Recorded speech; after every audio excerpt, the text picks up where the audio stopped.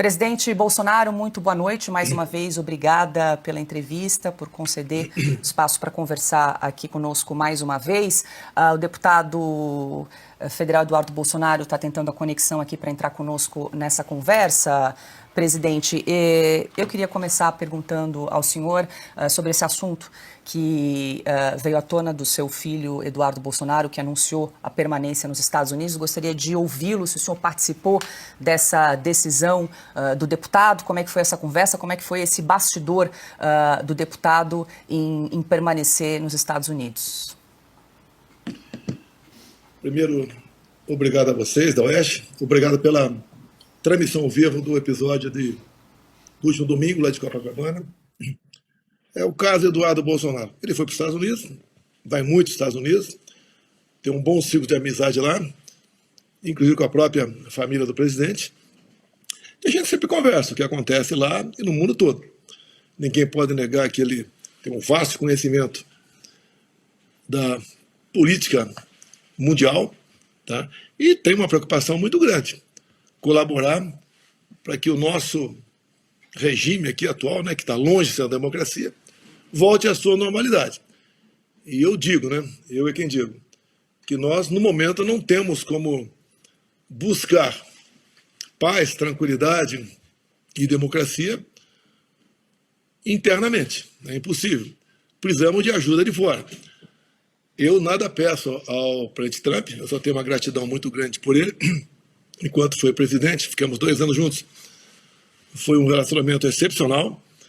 Isso foi revelado por ocasião da sua posse, onde ele convidou apenas 4 chefes de Estado e convidou a mim também. Infelizmente, não tinha nada contra mim, a não ser essas denúncias absurdas que só passam na cabeça de quem beira ser um débil mental, para dizer que houve uma tentativa de golpe no 8 de janeiro do ano passado.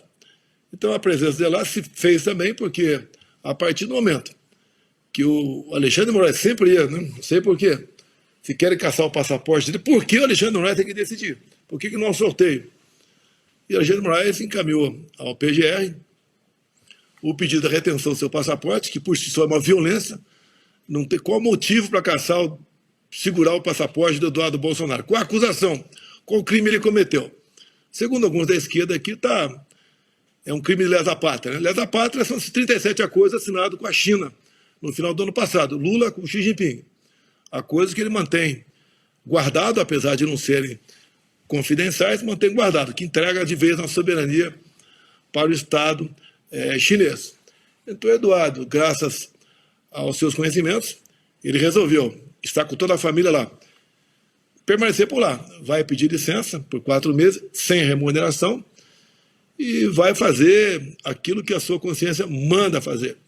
É buscar maneiras de botar um ponto final nessas covardias, né, que fazem aqui no Brasil, que uma pessoa basicamente faz no Brasil, contra o cidadão de bem. E essa grande covardia são essas prisões por ocasião do 8 de janeiro, onde se condena até 17 anos de cadeia, pessoas que nunca viram uma arma na sua frente, pessoas honestas, trabalhadoras, muitas nem estavam em Brasília, ou nem estavam na região da Praça dos Três Poderes, e simplesmente o enquadramento pesado e condena essas pessoas de 14 e 17 anos de cadeia.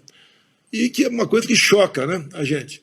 Mulheres com filhos pequenos, que dormem e acordam sem ver seus filhos, condenados por uma coisa que nunca passou pela cabeça deles.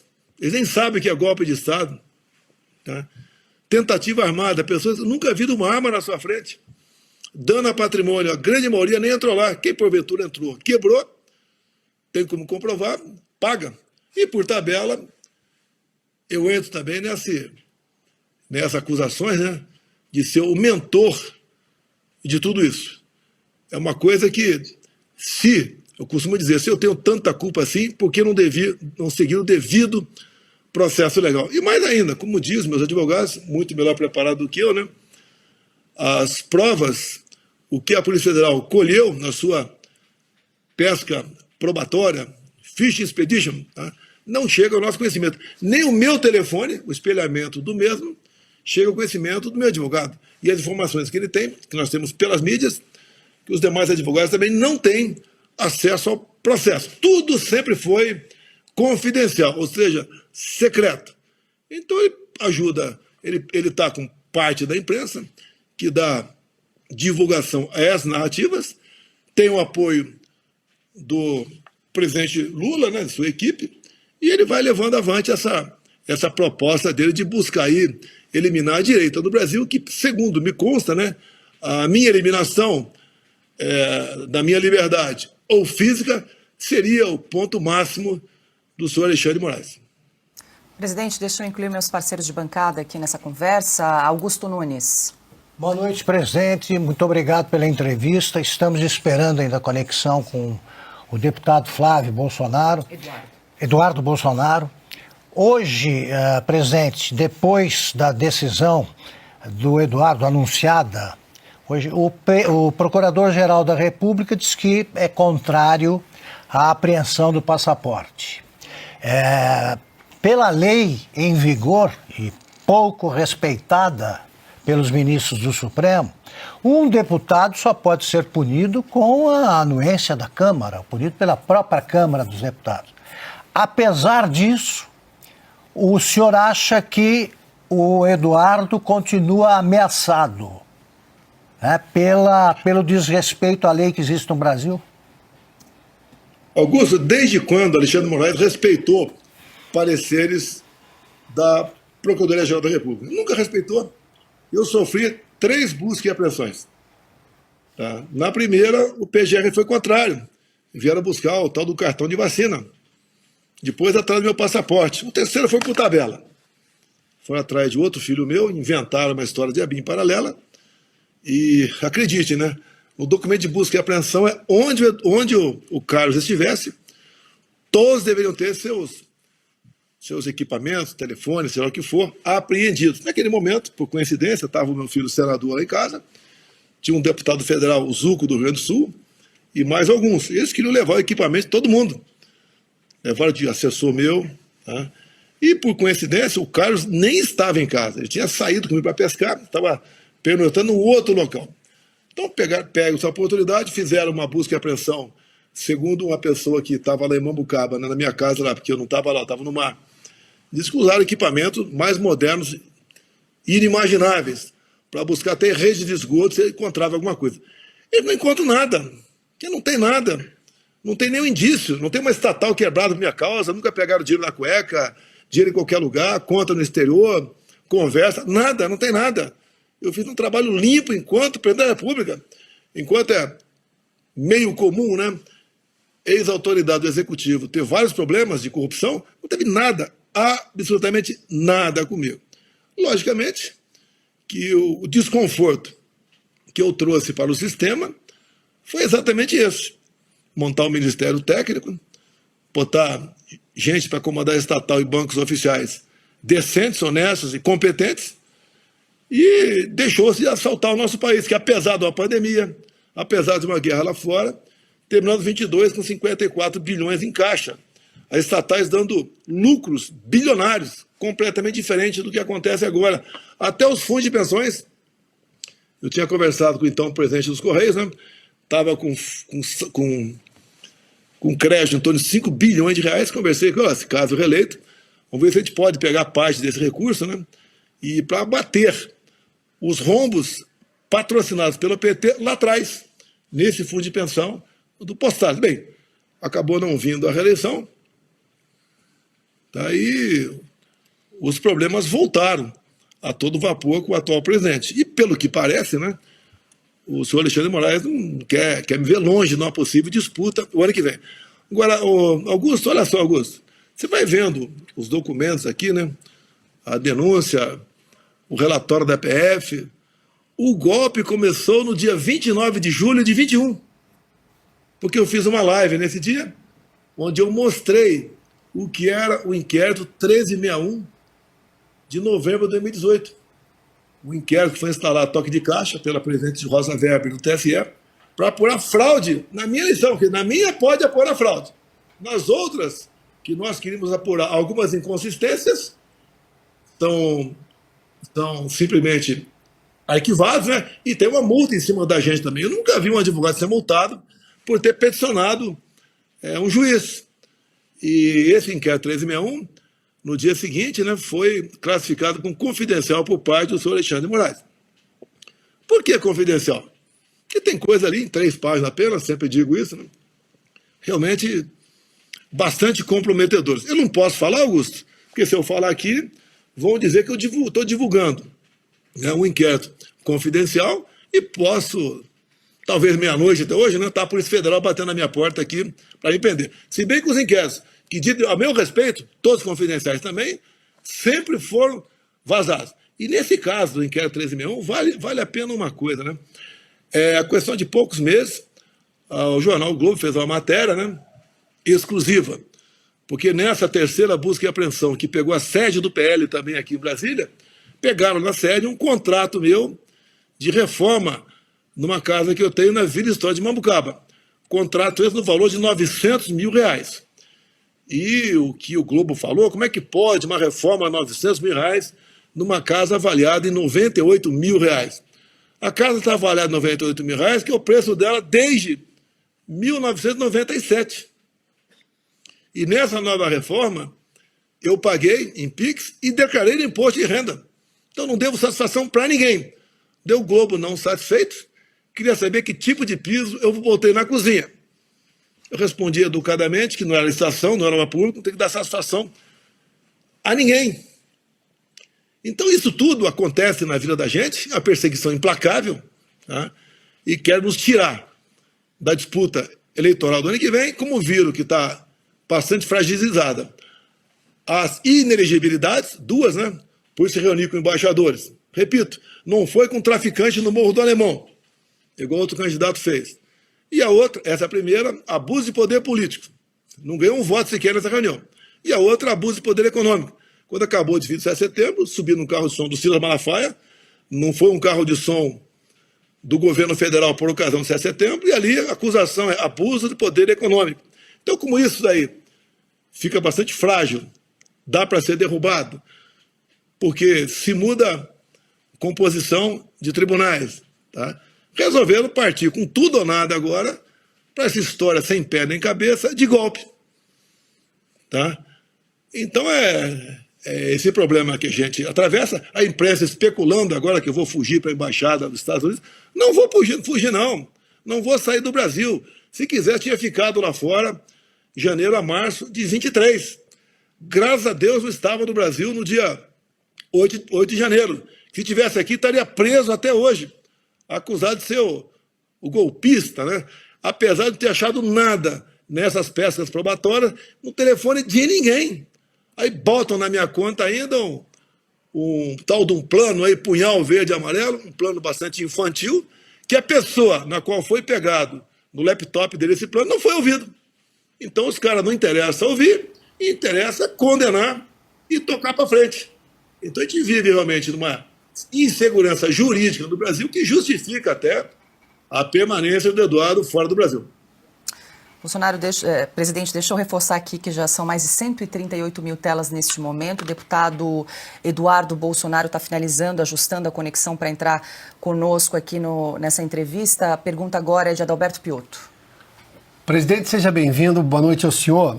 O pedido do ministro Alexandre de Moraes à PGR para se manifestar acerca da apreensão do passaporte do deputado Eduardo Bolsonaro foi feito no dia 5 de março. E o ministro deu 5 dias para a PGR, que não se manifestou em 5 dias, foi só hoje, 13 dias depois, digamos, do 5º dia possível para entregar, o que chama a atenção. O deputado manifestou-se um pouco antes da PGR divulgar a sua posição acerca desse assunto. Mas o meu questionamento objetivo, até porque isso demonstra o quanto nós temos de insegurança jurídica e nada parece caminhar conforme a lei nesse momento no país, o senhor vai decidir ou já está decidido quem então vai assumir a presidência da Comissão de Assuntos Exteriores da Câmara, que ficaria com o deputado Eduardo Bolsonaro, com essa licença agora, algum outro deputado do PL, o PL tem essa prerrogativa de indicar. O senhor vai indicar esse nome, o senhor vai interferir nessa decisão ou a bancada do PL é quem vai decidir? Conversei com o líder do partido, é o deputado Sócrates, também com o primeiro vice do partido, que é o Altineu, e a última indicação nossa é o Felipe Barros, lá do Paraná. Tá? O Zu continua como líder da minoria. Então está tudo bem acertado. Tem uns bons nomes para botar lá, mas optamos pelo Felipe Barros e eu tenho certeza que será um trabalho muito bom realizado por ele. Deixo claro que o grande problema dessa comissão são os 37 memorandos de acordos assinados entre Brasil e China. Um dos mais importantes ali é de mineral estratégico, urânio. Ou seja, a China não tem esse material suficiente e vieram aqui buscar o nosso urânio. Não sei de onde seria esse urânio, né? Se seria de Santa Quitéria, Ceará, ou do sul da Bahia. O urânio é importante não só para a agricultura, também medicina, para energia e o que é mais importante, artefatos nucleares. Está na cara que outro país não está satisfeito com isso. Comigo, essas coisas não seriam assinadas. E com o Eduardo, ou agora o Felipe Barros, na comissão, como o acordo não pode ser emendado, né, é sim ou não, dificilmente, da forma bruta, como estão da coisa, a maioria deles, não passarão. Tem, inclusive, o empréstimo em moeda chinesa, deixe bem claro, Trump alertou que o país que, porventura, queira fugir do padrão dólar vai ter os seus produtos taxados em 100% nos Estados Unidos. Então, o Lula está o tempo todo flertando com o que não deve. Então, logo, Trump anunciou dessa possibilidade, o Leprov, que é uma pessoa lá do governo Putin, falou claramente, nós não tocamos nesse assunto. Quem quer mudar o padrão dólar é o Lula. Deixar bem claro no tocante a isso aí. Ou seja, um governo está o tempo todo flertando, né, com ditaduras, flertando com quem tem alguma animosidade com outros países que não interessam para a gente. Nada de contra a China, devemos manter a nossa balança comercial com ele, tudo que for possível, a menor dúvida tocante a isso, como também com a Rússia, seja qualquer outro país, mas o que o governo Lula faz o tempo todo, ao querer agradar um outro país, que é uma potência nuclear e econômica também, que é a China, desagrada o outro lado. Não tem tato para tratar com esses assuntos. E, obviamente, essa comissão, que recai agora uma grande responsabilidade em cima do Felipe Barros, é uma comissão muito importante que temos lá em Brasília. Tanto é verdade que o PT fez uma carga enorme, até junto a algumas autoridades do Poder Judiciário, para que o Eduardo não fosse presidir essa comissão. E o contato, a afinidade do Felipe Barros com o Eduardo é muito grande. E pode ter certeza, o Felipe tem sua autonomia na comissão, mas sempre vai se manter antenado com o Eduardo, que está lá nos Estados Unidos. Já somos mais de 150 mil telas neste momento aqui em Oeste Sem Filtro. Presidente, enquanto a gente aguarda a chegada do deputado Eduardo Bolsonaro, deixa eu mudar um pouco de assunto. Quero ouvir o senhor um balanço do ato pró-anistia que foi realizado no último domingo em Copacabana, no Rio de Janeiro, presidente. Olha, a grande mídia aí, a preocupação flopou. Tá? Eu não vou dizer que as pessoas tinham, porque não tem essa capacidade. O pessoal da USP disse que entrou em 30 mil. A PM do Rio, 400 mil. Vamos fazer a média, 200 mil que seja. Agora tivemos aqui, graças a vocês da Oeste, eu não tenho um número na minha frente, outros órgãos de imprensa, mídias independentes, entrou em 3 milhões de pessoas assistindo aquele evento. Os pronunciamentos ali do Silas Malafaia, que ele se comporta como um bom advogado constitucionalista, de outras pessoas também, o próprio Tarcísio, tá? O Nicolas, o Sóstenes, uma jovem vereadora também representando as mulheres, já que a Michelle não podia ir, porque ela está se recuperando de uma cirurgia. Foi um evento fantástico. Quem consegue botar a gente na rua hoje em dia? Só nós. Agora, para essa grande mídia que hoje só dava manchete que havia flopado, eles vão ter oportunidade no próximo dia 30, a esquerda, né? Em especial o PT, PC do PSOL, já anunciaram um ato na Paulista, no domingo, pela prisão de Jair Bolsonaro e contra a anistia.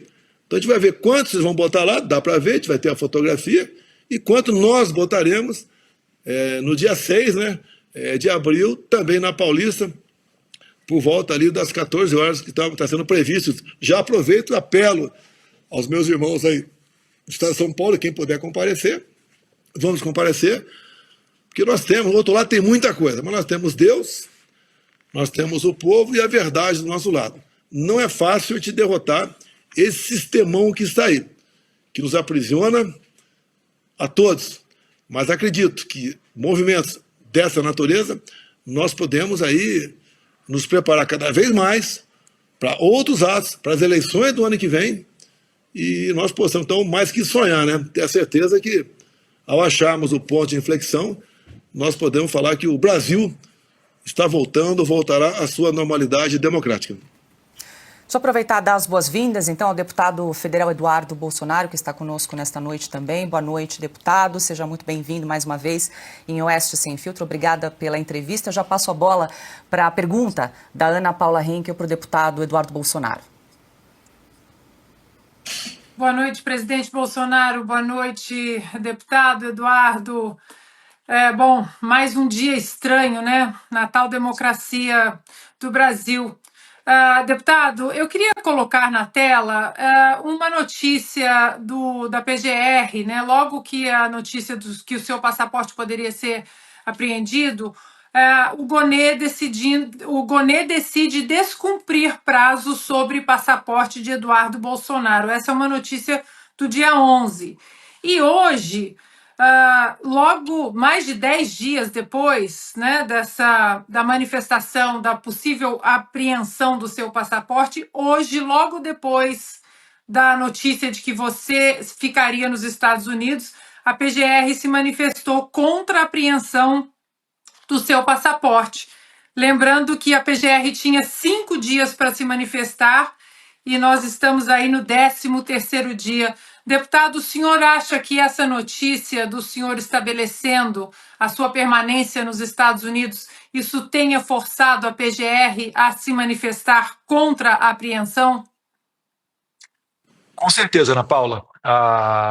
O cálculo que eles fazem é sempre político, né? Lamentavelmente, os tribunais do Brasil hoje, na verdade, a Suprema Corte tem ali algumas pessoas que já não se importam há muito tempo com as leis e as decisões são 100% políticas. Então, a pressão veio forte, a repercussão foi grande, né, da notícia de que eu não retornaria ao Brasil.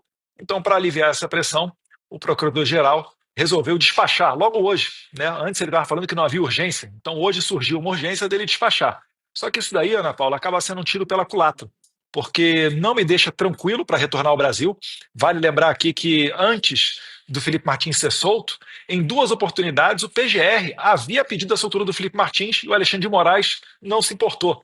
A PGR havia pedido a soltura do Clezão e Alexandre de Moraes não soltou, acabou matando o Clezão dentro do presídio. E eu poderia citar vários outros casos, né? O próprio presidente Jair Bolsonaro, um mandado de busca e apreensão que foi cumprido em uma de suas residências, e em maio de 2024, também contou com parecer contrário da PGR, mas ainda assim Alexandre de Moraes, que acreditem, é o juiz desse caso todo, né, decidiu ser o investigador e mandar a Polícia Federal na casa do presidente Bolsonaro. Provavelmente para esculachar, para humilhar e para fazer o tal do Fishing Expedition, que nada mais é do que pegar o celular do presidente, da primeira-dama Michele Bolsonaro, e selecionar o que ele vai vazar para a imprensa ou do que ele vai querer se mergulhar para tentar ficar causando problemas na vida do presidente. Então, finalizando, né, é um jogo de cartas marcadas e o Alexandre de Moraes, eu não sei se ele estava precificando que eu poderia ficar aqui nos Estados Unidos, porque ele arranjou, com certeza, a maior pedra no sapato da vida dele, porque aqui fora nós temos instrumentos. Você sabe muito bem, Ana Paula, você mora aqui na Califórnia, um cidadão americano, um cidadão comum americano, ele tem mais liberdade de expressão do que um deputado federal ou um senador no Brasil, com a sua imunidade parlamentar garantida na Constituição. Então, eu tenho algumas entrevistas marcadas ainda hoje para algumas televisões americanas, né? Uma das entrevistas é com Matt Gaetz, que foi sondado para ser o procurador-geral da República do Trump, né? Não foi ele, entrou a Pam Bondi lá da Flórida, mas é extremamente bem articulado e, inclusive, na última vez que eu participei do programa dele, ele me deixou a oportunidade, os microfones abertos, para eu mandar uma mensagem para o presidente Trump. E depois ele mesmo, nos bastidores, falou para mim: Eduardo, eu vou recortar esse teu vídeo e vou mandar para o presidente, vai chegar para ele. Então o Trump está sabendo o que está acontecendo aqui, E eu acho que a solução vai vir aqui dos Estados Unidos para resgatar as nossas liberdades no Brasil. Deixa eu lhe fazer uma pergunta. Hoje, o portal UOL publicou uma notícia de que o presidente do seu partido, Valdemar Costa Neto, teria sido alertado por alguns integrantes do Supremo Tribunal Federal de que a relação com a Suprema Corte poderia piorar caso o senhor assumisse o comando ali da Comissão de Relações Exteriores na Câmara. O senhor tem conhecimento desse bastidor, essa possível conversa aí com o Valdemar Costa Neto nesse sentido? Negativo, não tive conhecimento disso, né? Eu vi pela imprensa, vi uma matéria, inclusive, de uma grande rede de comunicação dizendo que o presidente Valdemar da Costa Neto havia, dias antes, né, dois dias atrás, dado uma opinião negativa contra a minha ida para a presidência da CREDEM. Eu desconheço, né? Nem de bastidor isso chegou ao meu ouvido. Eu sempre tive total apoio do meu partido para seguir adiante na presidência da Comissão de Relações Exteriores. Inclusive, no vídeo que eu fiz anunciando a minha decisão de ficar aqui nos Estados Unidos, eu agradeci ao meu líder, Sócrates Cavalcante, porque ele me deixou muito confortável para que, sendo a nossa decisão retornar ao Brasil, de que eu presidiria a Comissão de Relações Exteriores e Defesa Nacional. Então, não passa de boato essa parte. Tinha incluir Silvio Navarro também nessa entrevista. Diga, Silvio. Presidente, boa noite. Boa noite, deputado. Vou fazer uma pergunta mencionando a fala do presidente Bolsonaro na manifestação de domingo. Pode ser estendida, inclusive, ao deputado, porque trata da Câmara dos Deputados. O presidente fez menção ao Gilberto Kassab e um apoio do Gilberto Kassab, diz que as coisas estão apaziguadas e notícias circulam que já há número suficiente para aprovar a anistia na Câmara dos Deputados, com, inclusive, votos do partido do PSD, presidente e deputado. Deixa eu responder primeiro. Olha, a prioridade aqui é para o Eduardo. Vai ser mais difícil pegá-lo para dar entrevista do que eu. Então eu peço que dirija mais para o Eduardo aqui, até que o momento é mais propício para isso. A questão, conversei com o Kassab, tem uns 40 dias, estava muito tempo afastado dele, nos acertamos, pediu apoio para ele sobre esses pobres coitados que estão presos, condenados a 17 anos de cadeia. Isso é uma de crueldade sem tamanho. E ele falou que ia trabalhar o partido e 10, 15 dias depois daria a resposta para mim. Foi dada a resposta e ele realmente sinalizou para que o partido votasse ao nosso favor. Hoje tem fechado conosco quase 100% o PP, do Ciro Nogueira, né, entre outros partidos. Então só está faltando finalmente do PR, do Marcos Pereira, que é um líder evangélico. Praticamente um terço desses inocentes presos são evangélicos também, não tem culpa de absolutamente nada. É uma perseguição por parte de Alexandre de Moraes em cima dessas pessoas, e acredito então que o Marcos Pereira dará sinal verde para isso. Eu entendo que nós temos a maioria, né, se botar em votação, a maioria para aprovarmos o requerimento de urgência. Se bem que a urgência, você precisa de metade qualificada, 257 parlamentares. Acredito que já tenhamos esse número, até porque cresce dia a dia, quando você, igual lá em Copacabana, eu citei o nome da mulher, a sua idade e a sua pena. Né? Além de vovós, jovens mães com filhos pequenos em casa. Tá? Isso é de cortar o coração de qualquer um. E essas pessoas, quem porventura que a prova que danificou com patrimônio, que pague. Mas no resto, como eu sempre digo aqui, né, abolição violenta ao Estado Democrático de Direito, tentativa de golpe de Estado, organização criminosa, não tem cabimento. O próprio atual ministro da Defesa, José Múcio, falou há poucas semanas no programa Roda Viva que golpe de Estado não é isso. Tem até povo, mas tem Força Armada e tem uma liderança. Nada disso existiu no dia 8 de janeiro. Então não tem cabimento essa forçação de barra em cima dessas pessoas condenadas a 17 anos de cadeia, cujo objetivo, condena 17 para dar 30 em mim. Esse é o objetivo realmente do senhor Alexandre de Moraes. Eu espero que isso seja revertido, com uma anistia cada vez mais caminha para se concretizar aqui no Congresso Nacional. O deputado quer responder também? A pergunta? Não, o os líderes partidários apoiando é o pessoal fazer brincadeira às vezes na internet, né? Nunca critiquei. A gente tem que ter a consciência de que você tem que se colocar no lugar das pessoas que estão presas. Né? Eu não quero saber. Se o PT quiser votar a favor da anistia, vai ser bem-vindo que votem a favor da anistia também. Eu acho difícil que isso aconteça porque eles têm, né, uma ideologia muito forte e fica até muito bizarra a comparação se você comparar com a anistia que foi dada lá em 1979, que foi dada a pessoas notoriamente que se envolveram em sequestros, como o sequestro do embaixador americano, onde o José Dirceu foi trocado, né, um dos prisioneiros trocados pelo embaixador americano, cônsul japonês, assassinato de major militar alemão no Rio de Janeiro, sequestro de aeronaves levadas para Cuba. Esses sim crimes notoriamente hediondos. E ainda assim, aquele governo que eles diziam ser uma ditadura anistiou essas pessoas, né, e conduziu para uma abertura democrática sem que fosse dado nenhum tiro. Hoje em dia, no Brasil, essas pessoas que estão cumprindo penas de até 17 anos de cadeia, né, eu gosto muito de citar a Iracema Gosch, porque você personifica uma pessoa de 71 anos de idade que nunca pisou numa delegacia, condenada a 14 anos de prisão. Eu falo o seguinte, você imagina você que está me assistindo agora aí na Revista Oeste, imagina que você é o Alexandre de Moraes. Na sua frente está a Iracema Gosch, você olha para ela e fala, 14 anos de cadeia para você. Posso admitir que uma pessoa dessa esteja em sã consciência. É por isso que eu tenho repetido tanto a palavra psicopatia. Não é como um adjetivo negativo. É a semântica literal da palavra. É a pessoa que tem os seus próprios valores. Porque para você conseguir conviver bem consigo mesmo, mandando Iracema Gosch, de 71 anos de idade, para a cadeia durante 14 anos, meu Deus do céu, acho que você não tem vó em casa, você é filho de chocadeira, não é possível. Então, que Deus ilumine a cabeça de todos os parlamentares e que a gente esteja próximo dessa aprovação da anistia. E eu tenho certeza, uma vez aprovada na Câmara, vai caminhar também naturalmente para uma pressão e uma aprovação no Senado Federal.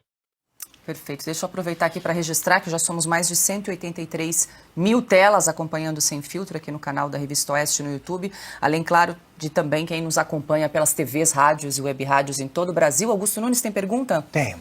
Deputado, nós temos um precedente gravíssimo do deputado Daniel Silveira. Mas ele teve a prisão aprovada, né, de uma maneira covarde, então, pela Câmara. Como é possível aplicar qualquer tipo de punição a um deputado federal no exercício do mandato sem que a Câmara aprove, como no seu caso? Como é que é o clima no Congresso, na Câmara neste momento? É possível que a Câmara apoie qualquer tipo de medida ilegal contra um deputado agora? Uma boa pergunta, Augusto. Do tempo do Daniel Silveira para cá, né, aqueles fatos ocorridos quando Arthur Lira começava a presidir a Câmara em 2021, era um outro momento. Né? Pegou todo mundo de surpresa e realmente o que a gente conseguiu ver ali de bastidor, e aí eu resguardo as minhas fontes, né, me reservo esse direito, se é que ainda tem algum direito constitucional de um parlamentar resguardar as suas fontes no Brasil, mas vários foram os deputados que falaram, olha, no pé do ouvido lá no plenário, olha, a gente está votando pela prisão do Daniel Silveira, mas é só para dar um susto. Ele vai ficar só uma semana, não vai ser para sempre. E aí, ao que parece, o Alexandre de Moraes tomou gosto em pressionar os parlamentares. Né? Teve gente falando que recebeu ordem do seu líder, ordem do seu presidente partidário, que recebeu ligação da Suprema Corte. Só que se a gente parar para ver de lá para cá, né, depois de todos esses anos, ocorreu um desgaste do Alexandre de Moraes. A duras penas, né? Devido a programas corajosos como os de vocês, que inclusive Alexandre de Moraes já tentou fechar, conforme noticiou matérias do Glenn Greenwald para a Folha de São Paulo, né? Mas isso daí foi dando o senso de quê? De consciência para a população. A população, ela pressiona os parlamentares no sentido contrário. E eu tiro um termômetro a partir da prisão, a manutenção da prisão do deputado Chiquinho Brazão. Porque se você parar para pensar, Augusto, o que é mais grave? Você fazer um vídeo falando más palavras para o ministro da Suprema Corte, ou você será acusado de um assassinato. Então você percebe que um deputado ele ficaria muito mais à vontade para mandar para a cadeia uma pessoa acusada de assassinato do que uma pessoa que simplesmente fez um vídeo de mau gosto, vamos assim dizer. No entanto, se você pegar a votação dos deputados federais, eles quase soltaram Chiquinho Brazão. Chiquinho Brazão quase foi solto, foi cerca ali, se não me engano, de uns 20 votos, mais ou menos. Ele não foi liberado naquele momento.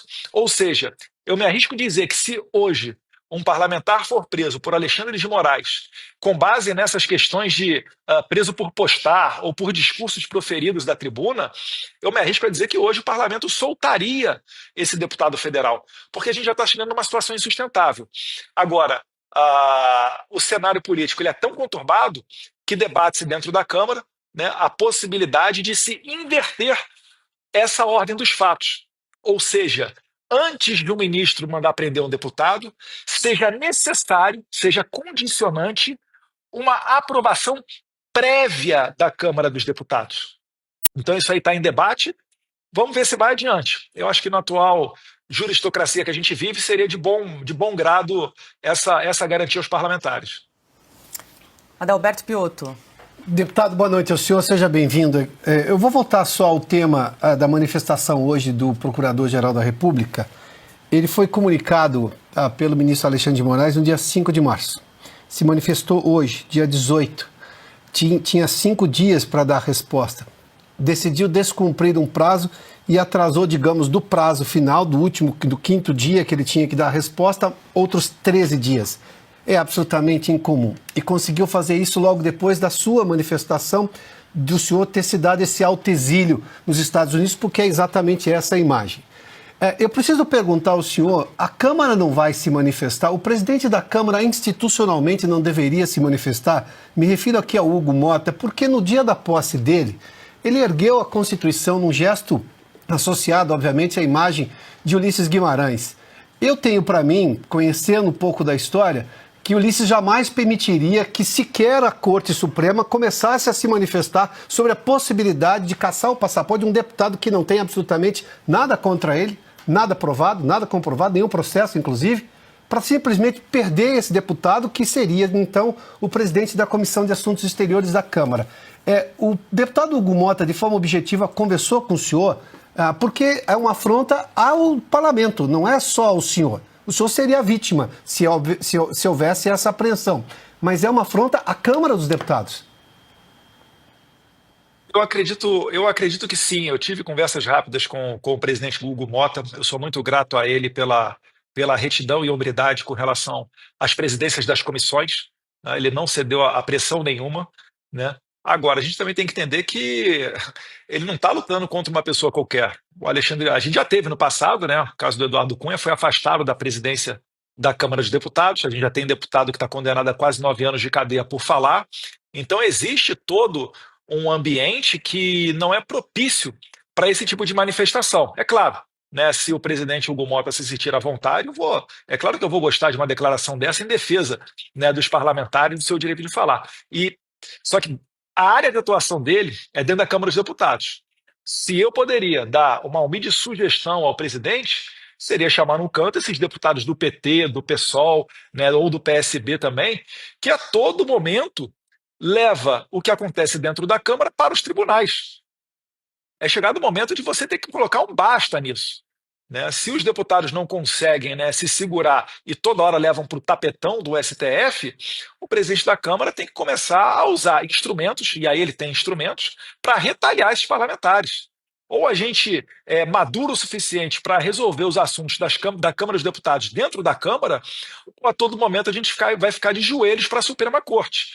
Então, eu acredito que o presidente Hugo Mota está começando o seu mandato, ele externou a preocupação com relação a essa questão toda, né? Talvez não publicamente, mas eu tenho muita esperança de que ele vai fazer, sim, um bom trabalho e preservar e garantir a imunidade parlamentar e os demais direitos, né, para o bem exercício de um mandato. Porque se a gente não puder falar, a gente está lá para quê? Né? Se nem sequer falar, a gente pode. Então vamos aguardar aí as cenas dos próximos capítulos e eu acho que caberia fazer uma indagação dessa ao presidente Hugo Mota, talvez. Deixa eu passar a palavra aqui para Ana Paula Henkel, mais uma pergunta e registrar aqui que já ultrapassamos as 196 mil telas, agora 18 horas e 44 minutos aqui em Oeste Sem Filtro. Bom, minha pergunta é para o senhor presidente e para o deputado Eduardo Bolsonaro. Não sei se caiu a conexão ou voltou. O deputado descreveu muito bem aí o cenário, né, da Câmara em relação à prisão, manutenção da prisão do ex-deputado Daniel Silveira. Ou seja, hoje o brasileiro não acredita que a ajuda para sairmos desse regime totalitário venha do Congresso. Por isso, muitos estão elogiando a atitude do deputado Eduardo Bolsonaro. Mas a minha pergunta para vocês dois é em relação... Estamos diante de um ex-presidente, de um deputado, mas também de um pai, de um filho, de um avô, de um filho que saiu de casa para passar 7 dias de férias com a família e agora não volta. E a gente fica até com um nó na garganta vendo os vídeos de vocês dois, porque haverá uma separação que não tem data, né, para terminar, uma situação muito complicada na família de vocês. Eu gostaria de ouvi-los em relação a isso, porque os vídeos realmente foram muito tocantes. Situação complicada, né? O Brasil hoje, ninguém duvida que o meu pai possa ser preso, mesmo sem ter cometido crime algum, né? A gente faz até chacota, falando em golpe da Disneylândia, mas é algo real, né? Como eu falei aqui, uma pessoa que condena senhorinhas à cadeia e ele está fazendo isso como meio para se criar uma narrativa, para chegar no final e prender o Jair Bolsonaro, uma pessoa dessa com certeza consegue mover o que for necessário para tentar acabar com o movimento espontâneo que é capitaneado pelo Jair Bolsonaro, né? Então, é uma possibilidade real, a gente se segura aí para não se emocionar, mas a vida é assim mesmo, né? Nem sempre a gente consegue conduzir ela da maneira que a gente gostaria, faz parte da vida,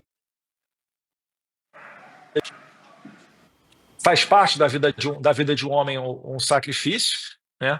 Agora, podem ficar tranquilos que aqui eu tenho apoio da minha família do lado de cá, né, da minha esposa Heloísa, as minhas 2 crianças, né, a Georgia, de 4 anos, o Jair Henrique, de 1 ano, e isso daí é essencial, né? Eu certamente não estaria tomando essa decisão se não tivesse o apoio da minha família. O presidente quer comentar também? Opa, eu prefiro ele nos Estados Unidos livre do que sendo ameaçado aqui dentro do Brasil. E o que a gente procura fazer? Da minha parte, todo o apoio ele vai ter. Pode continuar aí, se bem que eu não mando mais nele, tem 42, 43 anos de idade, mas ele está fazendo um excelente trabalho, e vai continuar fazendo um excelente trabalho por todos nós aqui no Brasil. Agora, isso que aconteceu no dia de hoje é repercussão na mídia do mundo todo. Cada vez mais o mundo vai tomando consciência que o Brasil não vive uma democracia, que tem uma pessoa aqui que, quando se fala em ditadura, esperava sempre que essa ditadura viesse do chefe do executivo. E não vem de um outro poder.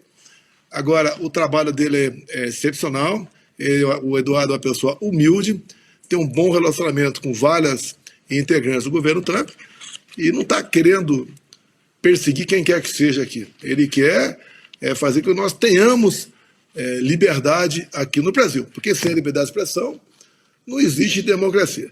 Quando ele falou inverter a questão da prisão, que ele explicou muito bem, a mesma coisa, o Magno Malta tem proposta lá, é duro falar isso aí, mas vai fazer, o Magno Malta já apresentou, acredito que o Congresso leve avante, passaporte, por exemplo.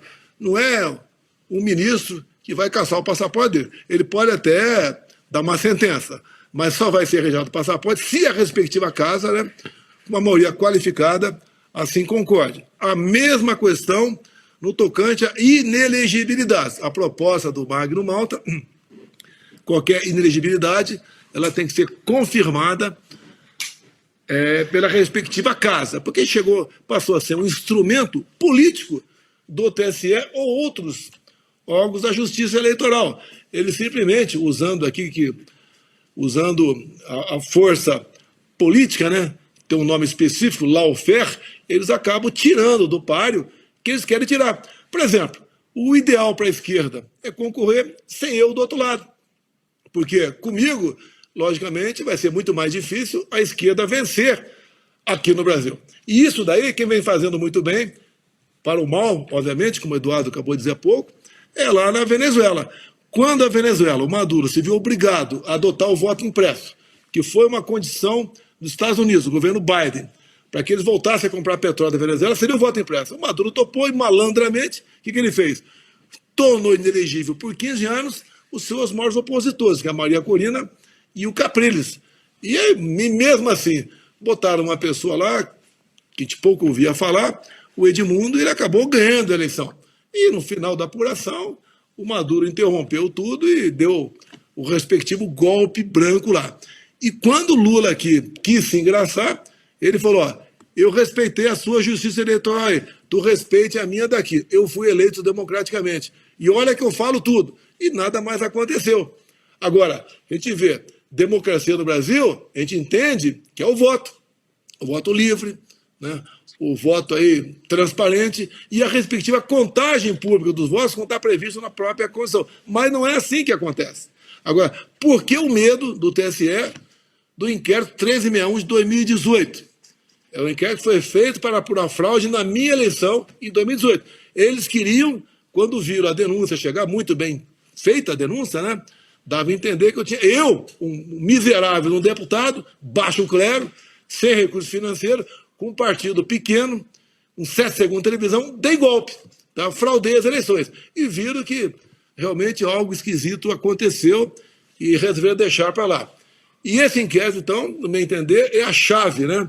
É aquilo que vai desvendar a nossa justiça eleitoral. Eu gostaria muito que o senhor Alexandre de Moraes, tá, suspendesse o sigilo desse inquérito para que a gente pudesse discuti-lo, né? Até afinal de contas é bem fácil discuti-lo. São 3 páginas, meia dúzia ali em cada página, que nós aqui possamos, então, entender como são as eleições no meu Brasil. Vai lá, Augusto, não, deixa eu como só reforçar aqui que estamos com 204 mil telas nesse momento acompanhando a entrevista. Como o próprio presidente sugeriu que a gente explorasse mais o Eduardo, vou perguntar o seguinte, deputado, o presidente Trump já está informado da tua decisão? Não tem como afirmar isso, Augusto. Não sabe. Não sei. Mas saberá. Ele saberá. O filho dele vai saber. Perfeito. Deixa eu aproveitar e perguntar aqui para o presidente, porque programa ao vivo é assim, a gente vai acompanhando as notícias. Acabou de sair aqui, presidente, que o líder do PT na Câmara, o Lindbergh Farias, e também o deputado Rogério Correia, do PT, pediram hoje ao Supremo para proibir o senhor de sair de Brasília e também pedindo que o senhor impedir que o senhor se aproxime de embaixadas de outros países também em Brasília. Queria que o senhor comentasse esse pedido do PT que saiu agora há pouco, na sequência do anúncio do deputado Eduardo Bolsonaro de permanecer nos Estados Unidos. Vão pedir tornozeleira eletrônica também?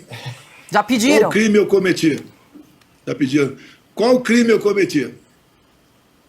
Eu fiquei 3 meses nos Estados Unidos.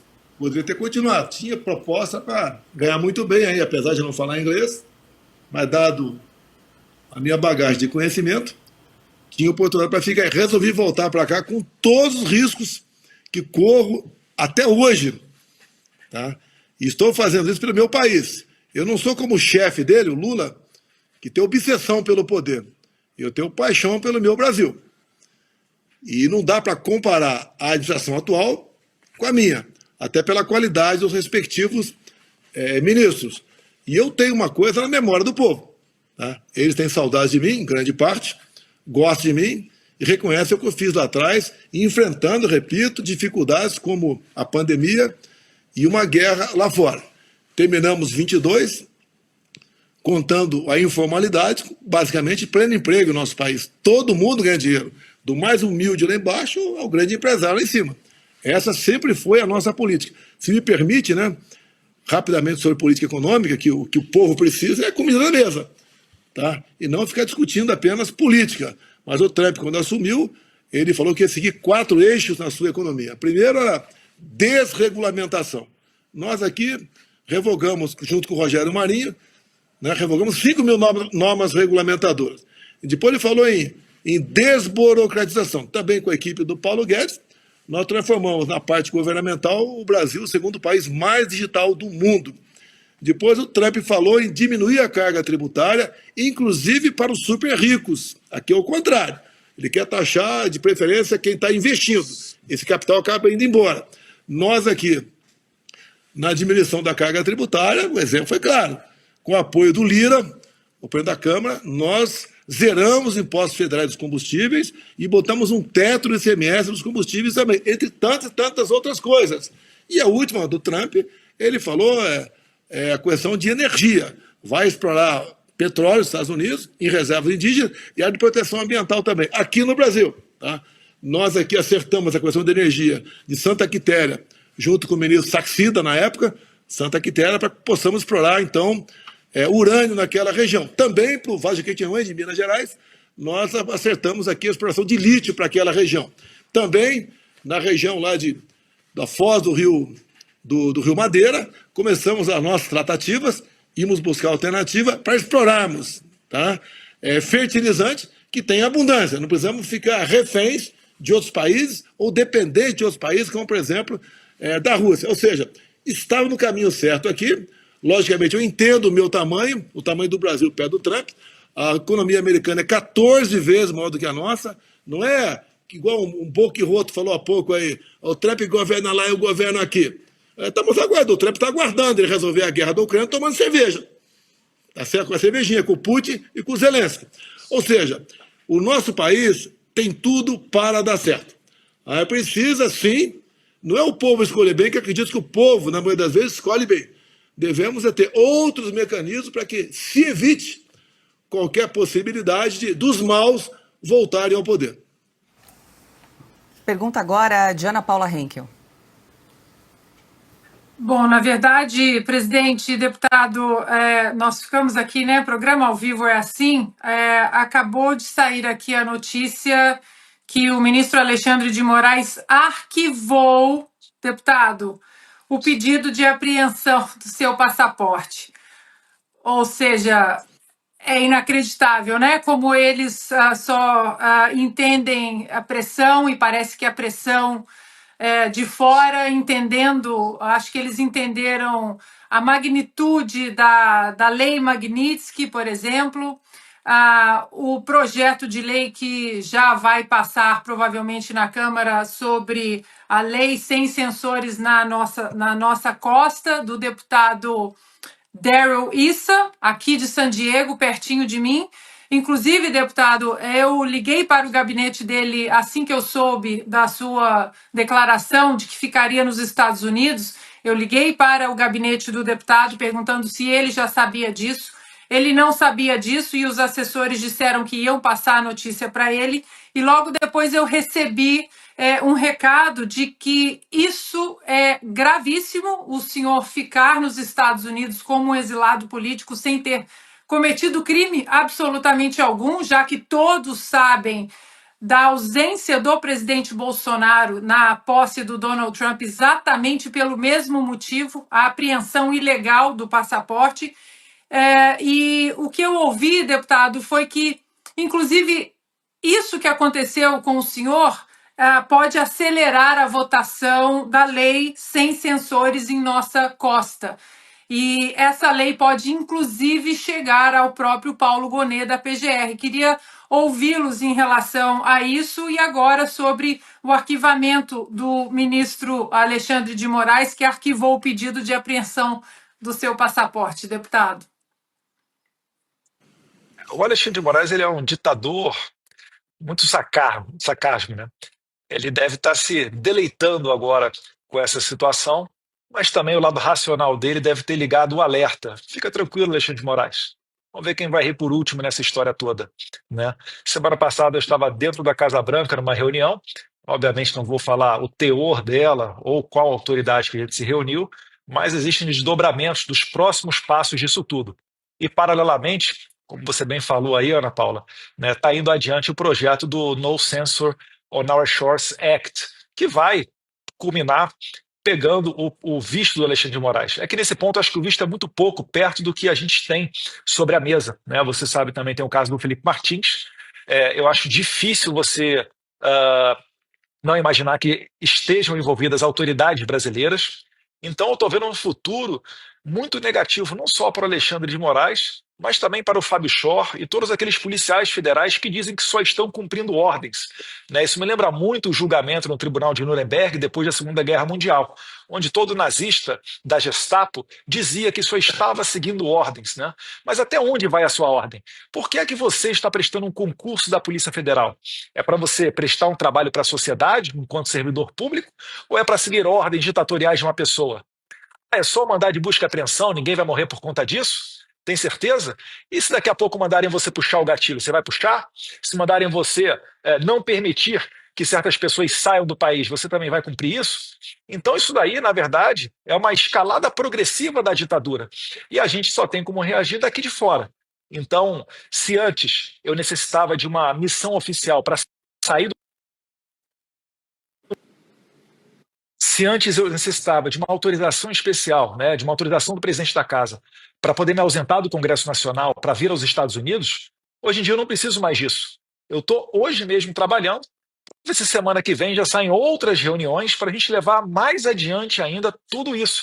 Eu acho que vai haver, né, audiências públicas dentro do Congresso, talvez até audiências públicas dentro da Casa Branca, envolvimento talvez da porta-voz, né, a Caroline Leviat, lá do Trump, que tem feito um trabalho sensacional. Quem sabe ela receba perguntas da imprensa.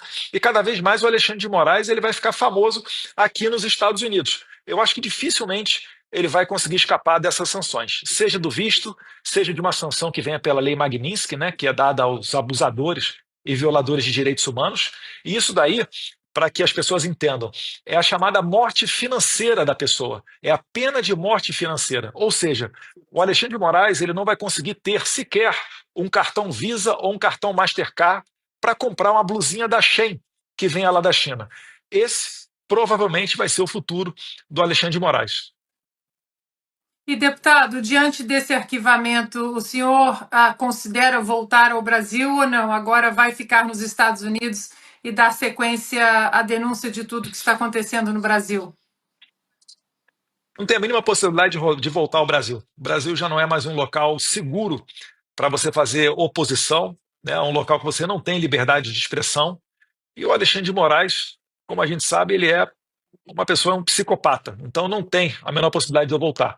Mesmo com o PGR sendo contra a apreensão do meu passaporte, e eu já até achava, né, talvez fosse demorar até amanhã, o Alexandre de Moraes colocou hoje para arquivar essa questão toda, mas eu acho que foi um grande tiro no pé deles, né, porque eu estou tendo muito apoio aqui nos Estados Unidos, está ocorrendo uma comoção, está chegando aqui no exterior, estou subindo meu vídeo aqui agora falando em inglês, o mesmo recado que eu passei hoje de manhã em português, e começar a mandar aqui para as autoridades americanas. Eu tenho certeza que haverá uma sensibilização, uma mobilização, porque eu já há muito tempo ando aqui nos Estados Unidos. Né? Já fui a vários CPECs, que é o maior encontro de conservadores do mundo, já falei com o presidente Trump, já tive outras oportunidades com o Don Jr., vários.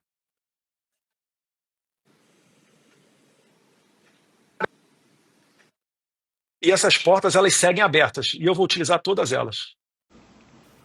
Deputado, seguindo o fio dessa campanha institucional da Revista Oeste, que mostra o Clezão, um morto, né, um cadáver estendido em frente ao Supremo Tribunal Federal, eu pergunto se nessas conversas todas nos Estados Unidos, as autoridades têm ciência de que, além de censura, perseguição política, há uma questão de violação de direitos humanos e de pessoas que estão presas, ainda estão presas, e são portadoras de doenças graves e precisam ser atendidas do lado de fora da cadeia e, infelizmente, elas não têm os seus pedidos atendidos pelo Supremo Tribunal Federal. Sim, por vezes nós falamos também nesses temas, a gente chega a citar o caso do Clezão, que é o caso mais impactante, né, a pessoa que perdeu a vida dentro da cadeia, e eles entendem perfeitamente que essa maldade é possível e que isso está acontecendo no Brasil, porque aconteceu aqui nos Estados Unidos. Assim como nós tivemos o 8 de janeiro de 2020, nos Estados Unidos, 8 de janeiro em 2020, e em circunstâncias muito semelhantes também, tentaram vincular o presidente Trump a essa insurreição, como eles falam por aqui, né, tal qual ocorre agora com o presidente Jair Bolsonaro tentando vinculá-lo ao 8 de janeiro no Brasil. Então, todo esse ativismo judicial, toda essa lawfare, ela é facilmente entendida aqui. E ocorre essa empatia entre as partes, né, brasileiros e americanos. Então, o sentimento de tentar acabar com essas violações de direitos humanos, ele é muito notório. Se você for pegar, por exemplo, o discurso do vice-presidente, do D.D. Vance, mês passado na Alemanha, ele fala basicamente isso. Ele fala, olha, os Estados Unidos estão aqui para ajudar todo o Ocidente, todo mundo livre. Mas a gente tem que compartilhar dos mesmos valores. Não vai para frente os Estados Unidos querer ajudar um país onde, nesse país, né, o dinheiro que é recebido é transformado em censura, como ocorria até há pouco tempo atrás na administração Biden, né, o dinheiro que vinha através da USAID, da MED e da Atlantic Council, para fazer doutrinação de jornalistas, para fazer reforma do judiciário. O Mike Pence, funcionário do State Department, né, que é equivalente à nossa chancelaria, ao nosso MRE, ele tem feito várias denúncias desse sentido. E, inclusive, eu quero ver, né, se o novo presidente da Comissão de Relações Exteriores e Defesa Nacional não convida o Mike Pence para uma audiência pública. Eu acho que seria de grande valia para a gente passar o país a limpo e para a gente mostrar que existe sim dentro do Brasil uma ala política que quer caminhar junto com os Estados Unidos nessa preservação das liberdades, né, no combate à censura. E essa parte, né, somos nós da direita, é o PL, é o presidente Jair Bolsonaro. Eu acho que tem ocorrido muita sinergia nesse ponto e é uma preocupação também da administração Trump essa questão toda dos direitos humanos. Presidente, na próxima terça-feira, dia 25, a primeira turma do Supremo deve se reunir, vai se reunir, está marcado o julgamento para analisar a admissibilidade da denúncia contra o senhor e outros acusados pelo PGR Paulo Goneu. O senhor se surpreendeu com a velocidade da definição da data para esse julgamento? Olha, atropelam datas, né?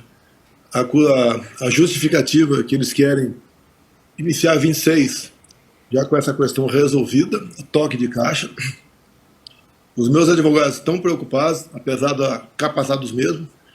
Tenho visto pela imprensa o advogado Braga Neto também agindo dessa mesma maneira, que parece que para eles julgou, condenou, acabou. Vamos dar 28 anos para o Bolsonaro, 28 para o Braga Neto, e está tudo resolvido. Eles acham que... né? E se tivesse qualquer prova, qualquer indício, né? Mas não tem nada. Absolutamente nada. E só negam provas para a gente. E na parte que é entregada do processo, mais de 100 mil páginas para você ver em 15 dias, contando com o carnaval. Meus advogados que esperavam uma folguinha no carnaval não tiveram essa pequena folga, trabalharam, entregaram uma peça realmente enxuta e bastante objetiva, calcada, fundamentada em jurisprudência do próprio Supremo Tribunal Federal. Nós vemos ministros, por ocasião da Lava Jato, dizendo que é inadmissível um preso, para sair da cadeia, ter que assinar uma delação premiada. E todo mundo sabe disso. Uma delação tem que ter espontaneidade, verdade e prova. E não tem na delação do Cid isso aí. Até digo, Felipe G. Martins, que foi preso, porque a PF, né, o próprio Alexandre Moraes, podia ter me convocado, intimado, para perguntar se ele esteve ou não no meu avião, dia 30 de dezembro de 22. Por que não me convocaram? Me convocaram até para falar sobre baleia. Foi lá na sede da PF em São Paulo. Aqui não, porque sabia que, no caso, um testemunho tem que falar a verdade, não estava comigo. O que eles queriam do Felipe G. Martins, com toda certeza? A turma aí do Fábio Shaw. Essa pequena parte da Polícia Federal que nos envergonha a todos. Tá? Teria que falar até um pouco sobre o caso Adélio. Queriam olhar o cara do Felipe G. Martins, como era uma pessoa, um burocrata, uma pessoa inteligente, achava que botar ele algumas semanas na cadeia e assinar uma delação pronta. Como fizeram com o Cid, em cima de chantagem, ameaça em cima do pai, da esposa e da filha. E o Felipe falou, via imprensa, que eu vi que o advogado dele falou, que não ia delatar, porque não tinha o que delatar. A gente aguarda também a tal da minuta do golpe, que ninguém viu, ninguém sabe o que é isso. Repito, essa tal da minuta do golpe, tá? Tem uma hora que naqueles áudios vazados do juiz Vieira para o Tagliaferro, o juiz diz para o Tagliaferro, o ministro mandou carregar num 142. Tinha um 4-2. Por que carregaram um 4-2? Viram que a narrativa de side city e defesa não iria para frente, porque não é um decreto assinado pelo presidente de sítio e defesa. Antes desse decreto, no caso de sítio, o presidente tem que ouvir os conselhos da República da Defesa, mandar mensagem para o Congresso e depois, o Congresso, caso concorde, daí o presidente assinaria o decreto. E no caso da defesa, também teria que ouvir os dois conselhos, depois assinar o decreto e a Câmara observaria esse decreto. E vamos supor que tudo isso tivesse acontecido. Não aconteceu, mas tivesse acontecido. Qual o problema de alguém recorrer de um remédio previsto na Constituição para um problema que se avizinhava? Nenhum. Então, vendo isso, jogaram para cima apenas um 4-2. Também não existiu, porque eu conversei, sim, com algumas autoridades, a possibilidade de um dispositivo constitucional, como declarou o próprio comandante do Exército, para tratar do assunto. Afinal de contas, não é justo um advogado partidário pensionado TSE receber uma multa de 22 milhões de reais. Isso é que fez a gente procurar outra alternativa. A gente não podia entrar com recurso em cima disso. Por quê? A multa poderia passar para 200 milhões. A multa poderia ser cassação do registro do partido. A gente ia fazer o quê? Não ia poder fazer nada. Sabiamente, conversando ali, vamos ficar quietos. Repito, conversei sim de hipóteses de dispositivos constitucionais. Qual o problema no tocante a isso? Convoquei algum conselho? Não. Encaminhei alguma proposta para o Congresso? Não. Agora parem, senhor Alexandre de Moraes, falar em minuta de golpe. Apresente a tal da minuta de golpe. Quem quer dar golpe, não procura dispositivo constitucional. E golpe não é assim como alguns pensam. Ah, vamos lá dar um golpe. Tem um after day. E o dia seguinte, como fica? Seria uma irresponsabilidade muito grande qualquer proposta de golpe no Brasil. Agora, por outro lado, gostaria que o senhor Benedito, então corregedor do TSE, explicasse o que é missão dada e missão cumprida. O senhor Alexandre de Moraes explicasse o que é isso aqui, ó. Que se fosse um nosso que tivesse feito isso, ele ia matar alguém. O que foi isso aí? Por que as resoluções, que têm que ser expedidas antes de 6 meses do dado das eleições, uma resolução foi feita entre o primeiro e segundo turno, para continuar perseguindo gente de esquerda, derrubando página. Até a senhora ministra Rosa Weber, quando votou, como integrante do TSE também, ela falou, olha, somos contra qualquer censura, mas o caso é excepcionalíssimo. Vai valer até um dia após as eleições. O que é isso? Eles decidiram as eleições? Desculpa aí, Camilo, desculpa aí. Eles decidiram as eleições dessa maneira? Vão deixar o povo decidir? E tantas coisas que eu não pude fazer. Tantas coisas, preventivamente o TSE nos impedia de fazer. Então, houve o dedo sim, a mão pesada do TSE pró outro candidato. Eu acho que ninguém tem dúvida disso. E essa tal de minuta de golpe, né, que eu quero tomar conhecimento. Meus advogados estão pedindo, não conseguiram. E mais ainda, eu peço aqui atenção especial, né? O que é uma delação premiada? Ela é filmada por lei, desde a qualificação do delator até o encerramento das oitivas daquele dia. Nós queremos as oitivas na íntegra. Por quê? O áudio vazado, tá, daquele 6 GB, pelo Green Cloud, tá, junto à Folha de São Paulo, e também, depois, o Cid, quando falou com alguém, ninguém sabe quem foi, que vazou os áudios, que ele falou que era verdadeiro, mas era um desabafo, dizendo que durante o depoimento, os integrantes da PF queriam que ele falasse o que a PF queria, e não a verdade. Então, se essas filmagens, desde a qualificação até o encerramento de cada oitiva, não chegar a nós, isso é essencialmente defesa. Nós queremos saber se o depoimento do Cid teve espontaneidade, tá? Teve verdade e tem provas. Igual eu vi na televisão o advogado do Braga Neto, quando fala em 100 mil reais. Quem deu, para quem deu. E só na penúltima delação, que ele resolveu falar sobre esse assunto? Ou foi jogado lá, talvez, pela essa parte da PF, que só tem um objetivo, atender o chefe. Nós vimos um dos vazamentos também, quando fala o ministro lá, adjunto lá do senhor Alexandre de Moraes, fala para o Tagliaferro ele fala, faz isso que o chefe quer. Né? No último feriado, ele não foi para lugar nenhum, ficou em casa, ele quer isso, não podemos contrariá-lo. E o que é mais importante disso tudo, até vem corroborando ao que meu filho tem falado e o motivo para ele estar nos Estados Unidos. Ou esse juiz disse para o Tagliaferro, o Alexandre de Moraes quer o Eduardo Bolsonaro. O que quer? Se alguém do nosso lado falar isso, ele vai falar que era para matar. Eu não vou falar que é isso. Quer é um motivo para prendê-lo. E falou logo em seguida, use a sua criatividade. Essa é justiça? Eu vou ser condenado, mesmo sendo isso, contra mim?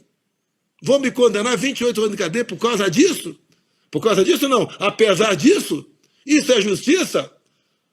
Eu não vou dar palpite o que o Supremo deve fazer. Meus advogados têm dito que esse meu processo é a primeira instância. Ou então, quando muito, é o plenário cheio. Eu não sou advogado, mas discordo disso. A interpretação de foro foi feita há poucos dias para me pegar. Esses inquéritos, eu vi há poucos dias aqui, me fugiu o nome, o ministro Supremo arquivou um processo contra uma pessoa envolvida em corrupção, porque o inquérito durava 4 anos. É tempo, segundo ali, esse inquérito é muito longo, se não apurou nada até agora, não vai apurar mais. Arquivou, acabou. O do fim do mundo completou agora 6 anos, 50% a mais que esse outro, porque não usa a mesma regra para nós. Seria até uma saída honrosa para eles, né? Vamos para ele. Vamos botar um ponto final nisso em cima dessa nova jurisprudência aqui. Inquérito longo, né? Mais de tantos anos, tem que ser arquivado. Agora, é lamentável tudo isso, querer tirar alguém como eu, quer queiram, quer não, muita gente da esquerda, do páreo para as eleições do ano que vem. Eles querem fazer igual na Venezuela, igual Maduro concorreu, sem a Maria Corina e sem ali o Capriles. Querem fazer a mesma coisa aqui. Querem fazer a mesma coisa. Eleição sem meu nome na chapa é negar a democracia. É mais um golpe que o Brasil estaria sofrendo. Deputado, mais uma vez é rápida a minha pergunta. O senhor percebe o quanto que o governo americano, as autoridades ou mesmo congressistas percebem que o Brasil está num processo de... Eu fui muito reticente para usar essa palavra lá atrás, mas hoje eu não consigo não usá-la.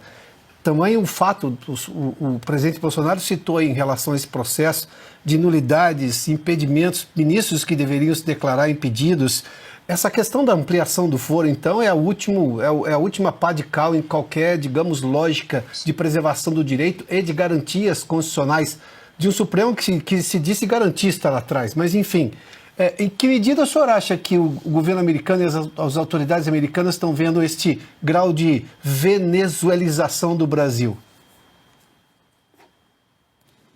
Bastante seriedade. E a gente confirma com eles essa perspectiva. Né? Porque vamos imaginar o seguinte cenário, né? Pior cenário possível. O presidente Jair Bolsonaro é preso, em 2026 o Lula é reeleito ou coloca um sucessor dele. Né? Aquilo que hoje já não existe mais freio e pudor qualquer para se seguirem as leis, vai virar uma moderna total. E o processo, né, de você transformar um país numa ditadura, ele está em curso. As primeiras pessoas a saírem do país, né, são jornalistas que normalmente denunciam, né, as atrocidades que estão ocorrendo. O sistema tenta censurar. Aqueles corajosos que conseguem se manter firme usam, né, daquilo que podem para levar a verdade aos seus eleitores, debaixo até de ameaça, como é o caso de vocês da Oeste, né? Use a sua criatividade. Também foi uma frase utilizada pelo entorno de Alexandre de Moraes para tentar fechar o canal de vocês, né? Deve estar incomodando muito o Alexandre de Moraes. Então, esse processo todo ele é dado continuidade com o exílio, né, com presos políticos, com censura, e tudo isso daí já existe no Brasil. Eu tenho certeza, o Trump não vai botar no currículo dele que foi durante a administração dele que se sedimentou, que se consolidou um regime no Brasil tal qual o regime da Venezuela. O que o presidente Bolsonaro está denunciando, né, dessa estratégia de você deixar inelegível opositores, é a nova estratégia da esquerda no mundo inteiro. Porque eles já viram que prender é muito feio, né? Fica muito na cara a intenção ditatorial. É muito coisa de república de banana. Então, como eles aprenderam isso? Na Nicarágua, onde o Ortega prendeu 7 dos seus rivais presidenciáveis antes da eleição, e vejam só, né, sagrou-se reeleito, inclusive tendo recebido parabéns do PT. Também tem o caso da Bolívia, né? A senadora Janine Áñez, que foi presidente interina da Bolívia, hoje em dia está presa, acusada de atos antidemocráticos. Então, o manual, o playbook deles é o mesmo por todo lado. O americano sabe disso, eles sabem que eles são uma inspiração, né, o farol da liberdade, eles têm muito discernimento para não interferir em outros países, mas também, né, existe a cultura americana de exportar a liberdade, exportar a democracia. Essa é a tradição dos Estados Unidos, né? Só nos últimos 4 anos do governo Biden é que isso daí mudou, né, com a USAID mandando dinheiro para a doutrinação de jornalistas, reforma do Poder Judiciário, inclusive com parcerias feitas entre a USAID e o nosso Tribunal Superior Eleitoral aqui do Brasil. Isso daí merece uma investigação, porque muitas pessoas perguntaram para o Tribunal Superior Eleitoral sobre esse envolvimento e não tiveram respostas nenhuma, seja através de lei de acesso à informação, seja através de tweets, né, aproveitando a oportunidade que o TSE é ativo nas redes sociais, e a resposta foi um silêncio sepulcral. Então, isso tudo em jogo, isso tudo nesse cenário, pode ter certeza, né, os Estados Unidos está ciente dessa situação e é por isso que a gente tem feito reuniões com parlamentares, é por isso que está adiantando o processo do No Censure on Our Shores Act, é por isso que a gente consegue reuniões dentro da Casa Branca, e é por isso também que eu tenho muita esperança que daqui de fora virá uma devida correção, né, um freio de arrumação nesse barco gigantesco aqui do Ocidente. Preciso liberar o deputado Eduardo Bolsonaro. Deputado, mais uma vez, obrigada pela gentileza de conceder essa entrevista aqui para o Oeste Sem Filtro. Uma boa noite para o senhor, até uma próxima. Boa noite a todos vocês. Deus quiser, até uma próxima oportunidade com ventos melhores aí soprando na proa do nosso navio. Bom, agora são 19h26. Presidente, dá tempo para uma última pergunta. Vou passar para a Ana Paula Henkel. Presidente, ali na troca de poder, né, o senhor deu uma coletiva, ainda como presidente da República, um vídeo que ficou famoso, eternizado. O senhor disse: eles vão sentir saudade da gente.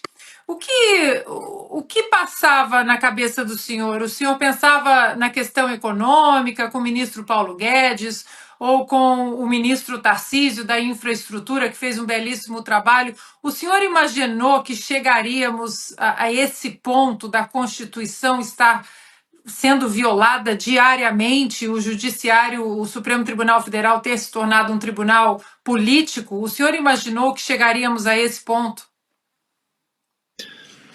Se você comparar o meu time de ministros com o do Lula, você cai para trás.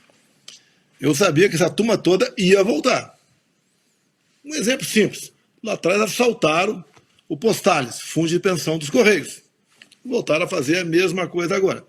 Quando você, por exemplo, bota um ponto final na roubalheira do Porto de Santos, que lá nós pegamos com prejuízo anual de 500 milhões, entregamos com lucro de 500 milhões. Esse 1 bi ia para onde?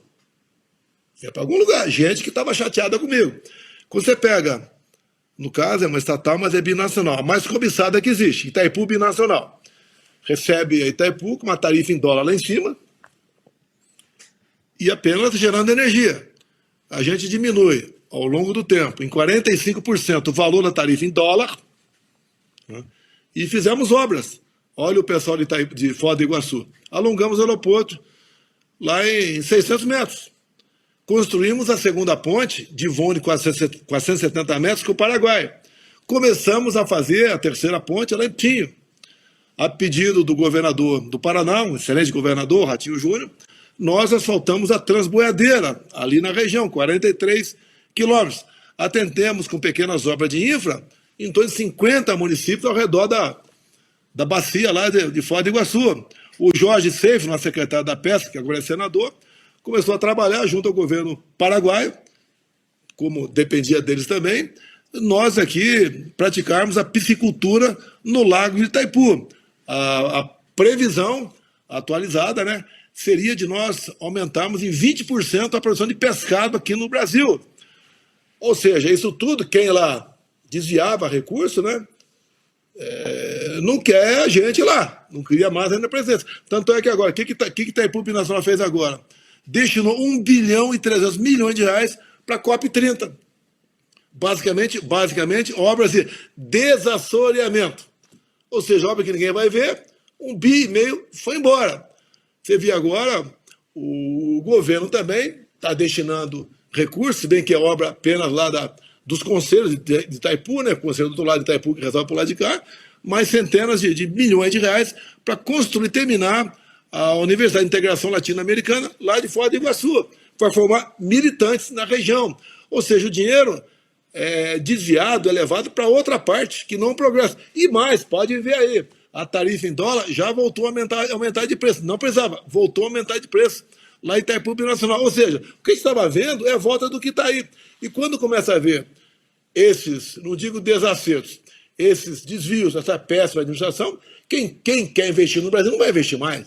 Não vai investir mais, você acaba tendo problemas que repercutem na reta final aqui da cadeia produtiva. Você pode ver, eu costumo dizer que o Lula só acerta quando ele revoga alguma medida dele. Por exemplo, uma medida do ministro da Agricultura, carimbar a taxa de validade dos ovos. Apenas para os ovos, do carro do ovo e da feira livre. O supermercado não ia carimbar nada. Então, quem tem uma granja pequena aí de 5, 10, 15 mil galinhas, o que ele faz? Prevendo um custo extra, já aumenta o preço do ovo. Isso ajudou a aumentar o preço do ovo. O Lula perguntou quem é o idiota, né? Que fez aumentar o preço do ovo. Lula, tem espelho na tua casa? Você começa a ver. Ou então manda o seu ministro da Agricultura fazer a mesma coisa aí. Então, um governo que não tem como dar certo. E esses desacertos, né? Esses desarranjos, essas pessoas com a voracidade para fazer mal feitos, voltou com todo o gás. Nós temos 4 anos pela frente para arrumar a nossa vida. Olha como é que está o fundo de pensão do Banco do Brasil nesse momento. Horrível, horrível. Perdeu, se não me engano, em torno de 15 bilhões de reais. Por quê? A administração. Outro local para ganhar dinheiro é fundo de pensão. Como lá atrás, comprava-se papéis da Venezuela. Está na cara que essas empresas estão quebradas, né? Dita papéis podres, mas compra quem paga a conta é o próprio futuro beneficiário. Deixo claro, são 6 milhões de pessoas vinculadas a fundo de pensão, né? Aposentados, servidores atuais e pensionistas. Não tem que pensar nisso, que não tem como dar certo. Vocês não viram corrupção no nosso governo, desvio. Se houve, foi isolado lá, que a gente não conseguiu plotar. Tínhamos em cada ministério um pequeno grupo de servidores para exatamente, né, fazer esse papel de qualquer nota fiscal acima de tal valor, qualquer licitação acima de tal valor, o pessoal entrava rachando para exatamente coibir esses problemas. Então, isso que nós fizemos lá, vimos que ia ser desfeito, como foi, e a volta está aí. Olha, não é picanha apenas, o café está caro, ovos foram lá para cima, tá?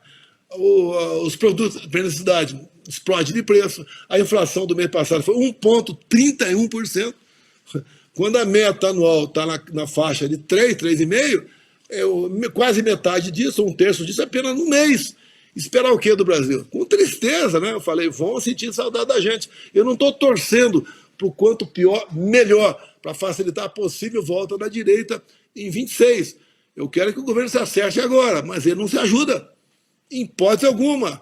Nós, com o Lula, passamos de 7 para 8 trilhões a dívida, de 8 para 9 trilhões a dívida interna, e a tendência até o final do governo, batemos aí a cada 10 trilhões de reais, com essa taxa Selic que está aí. A gente paga mais de 1 trilhão por ano de encargo de juros da dívida. Então, lamentavelmente, não tem como dar certo, e eu falei aquilo naquele momento, né? Vão sentir saudade da gente, e o governo só não está pior, que tinha uma gordura muito grande do nosso governo, contas acertadas, o Tarcísio com um contrato bilionário para os futuros anos pela frente, levamos água para o Nordeste, criamos o PIX sem qualquer taxa, concluímos a Norte-Sul, que é uma ferrovia privada, mas dada a corrupção, né? Não saía. Comigo, a exploração de petróleo na margem equatorial já teria saído, ou trocaria o cara do IBAMA, ou trocaria o ministro do Meio Ambiente. É muito simples certas coisas. Ou seja, estava no caminho certo, atendemos o agro, o que é atender o agro? É não atrapalhar, não é dar dinheiro, não, é não atrapalhar. Você viu que o MST não funcionou em nosso governo. Tá? A política de armamento nossa, para pessoas de bem, nós diminuímos no final do governo, o Temer já deu uma pequena diminuída. Nós diminuímos muito, quase 30%, o número de mortes por arma de fogo ao longo do nosso mandato. Ou seja, o governo tinha uma excelente política externa. O Lula agora está do lado de terroristas, ao lado do Hamas. O Lula mandou representante lá na Venezuela para ver a posse do Maduro, né? Depois de ameaçar o Lula calou a boca no tocante à fraude nas eleições lá, porque ele ameaçou contar o que aconteceu. Ele ameaçou. Eu não estou duvidando de nada. O Maduro ameaçou. O Lula ficou na dele. Ou seja, um presidente que age dessa maneira, repito aqui, diz que vai resolver a guerra da Ucrânia com a Rússia, tomando cervejinha com Putin e Zelensky, isso é piada lá fora, é uma vergonha para todos nós. Esse tipo de gente então, que está na frente do governo. Tem como dar certo? Não tem. Não tem. Presidente, agora rapidamente, última questão, deixa eu voltar aqui aos atos pró-anistia. Uma dúvida, por que resolveram fracionar os atos? Houve o último ato no domingo, agora, em Copacabana, no Rio de Janeiro. O próximo já está marcado para o dia 6 de abril aqui em São Paulo. Por que resolveram dividir e qual a expectativa para esse próximo ato no dia 6 de abril aqui em São Paulo? Olha, eu não tenho poder e nem falei para ninguém fazer ato em lugar nenhum. Eu pedi, caso possível, concentrarmos em Copacabana. Até é bom, porque certas pessoas que vão no outro ato não perdem uma mensagem principal, como foi feita lá em Copacabana. Como vai ser feita dia 6 de abril agora na Paulista. E eu falei para o pessoal, né, para o povo, você tem liberdade, obviamente, né, para participar de qualquer ato, mas procure saber quem está organizando e qual é a pauta. E o que eu falo sempre? Não leve cartaz. Que um cara leva um cartaz AI-5, a imprensa vai querer potencializar em cima daquilo. O cara nem sabe que é AI-5, mas levanta a faixinha, ou alguém infiltrado, levanta uma faixinha e depois não deixa chorar. Vai estar na capa dos jornais um maluco ou um cara de esquerda levantando o AI-5 para tumultuar o nosso movimento. É um negócio sério. Não é meu, é de todos nós. É isso que a gente quer. A união é por aí, não é alguns poucos por aí que querem aparecer, aproveitar para fazer campanha política. Não é hora disso. E, obviamente, na Paulista, eu sempre converso com as pessoas locais, né? O Malafaia, quem vai falar? Aquele cara exaltado não vai falar. Como eu tive andando pelo Brasil certa vez, não vou falar nem qual estado para evitar problema, chegou um deputado e falou, eu vou comandar o Fora Fulano de Tal. Eu falei, não vai comandar, porque você não vai falar. Se desse certo, eu falaria, resolveria. Ninguém vai resolver nada do grito. Nós estamos cada vez mais angariando pessoas para o nosso lado. A dona Michele não pôde participar desse do Rio de Janeiro, um problema de recuperação, de uma cirurgia que ela fez, vai participar nesse agora, no próximo dia 6 de abril. E o que eu comecei falando, ela que vai falar. Ela vai dirigir as mulheres de todo o Brasil, a esposa de deputados, esposa de ministros, em especial quem tem criança pequena, quem é avó, e falar o nome, o número de filhos, né, dessas pessoas, para sensibilizá-las. Todo mundo defende mulher no Brasil. Será que não vamos defender a liberação dessas senhoras que estão presas? Obviamente, os homens também, mas as senhoras que estão presas sem ter cometido crime nenhum, que não tinham potencial nenhum de mudar o Estado Democrático de Direito. Nunca viram uma arma na frente e estão sendo condenados por insurreição armada, por tentativa armada de mudar o Estado Democrático de Direito, nunca viram um estilingue na frente delas. E condenado para quê? Essa maldade por parte de um ministro do Supremo Tribunal Federal. Isso é uma maldade, isso é uma crueldade que é feita com essas pessoas. E a anistia, lá atrás eu falei, não é para mim. E vamos buscar, então, buscar essa solução. Eu apelo, mais uma vez, até para deputados da esquerda, tá? É uma questão humanitária. Vocês cresceriam ajudando a aprovar essa anistia. E daí sim estariam demonstrando que vocês querem a pacificação. Nós queremos a pacificação. Nós não queremos atrito, queremos pacificação. Até para o povo começar a viver dias melhores. Para dar mais paz até para se trabalhar aqui no Brasil. Não somos oposição pela oposição. Essa questão humanitária não tem preço. Como conversei com o Bruno Scheid há pouco, um colega meu de Rondônia, vamos agora ver se a gente consegue levar de novo, né? Levamos para Brasília uma senhora de Ji-Paraná que tem 6 filhos. E o marido está condenado a 14 anos de cadeia. Esse caminhoneiro fez um frete para Brasília. Chegou domingo de manhã, tomou um banho e foi para a Esplanada. Foi lá, foi pego. não entrou em prédio nenhum, ou se entrou lá, não destruiu nada, não teve nada prova contra ele, ficou alguns meses preso, pôs em liberdade e condenado a 14 anos de cadeia. Um pai que está vendo, de longe, está vendo da Argentina, o filho mais velho de 10 anos, o mais novo de 10 meses, não está vendo crescer. Isso não é uma questão humanitária. É um cara que talvez nunca tenha tido uma arma na tua frente, nem sabe o que é golpe de Estado, nem sabe o que estava fazendo lá, foi de curioso. É justo isso? Condenações tem o devido processo legal, sem individualizar as penas. A gente não pode continuar agindo dessa maneira. Não podemos aceitar, porque não entender, todas as condenações é um projeto de poder. Tem alguém trabalhando junto com a esquerda. Para terminar aqui, né? Essa pessoa diz que não é de esquerda, mas quando a Gleisi Hoffmann toma posse no ministério, digo que no passado o PT sempre teve um monopólio da luta pela liberdade e democracia, sempre falava isso, elogia a pessoa no Brasil, né, que é a grande responsável pela censura e pelas prisões que estão acontecendo no Brasil.